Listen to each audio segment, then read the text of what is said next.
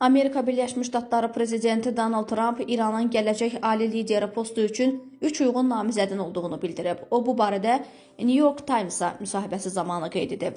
Ağ Ev rəhbəri namizədlərin konkret adlarını açıqlamaqdan imtina edib. İranla bağlı əməliyyatlar 4 həftəyədək davam edə bilər. O, İranın bütün hərbi rütbəlilərinin zərərsizləşdirildiyini iddia edib və qalan qüvvələrin təslim olmaq istədiyini qeyd edib. Hazırda savaş əməliyyatları bütün gücü ilə davam edir və bütün hədəflərimizə çatana qədər davam edəcək. Çox böyük hədəflərimiz var.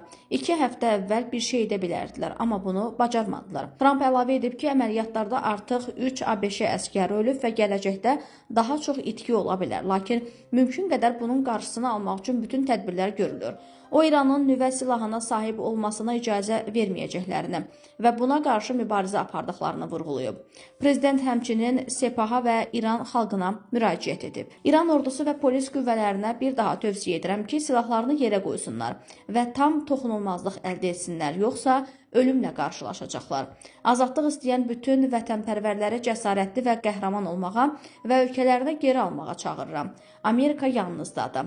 Xatırladaq ki, İranın ali lideri Əli Xamenei fevralın 28-də İsrail və ABŞ-nin ölkəyə zərbələri zamanı öldürülüb. İran ali liderinin səlahiyyətlərini müvəqqəti olaraq din xadimi Ayətullah Əlirza Ərafi icra edəcək.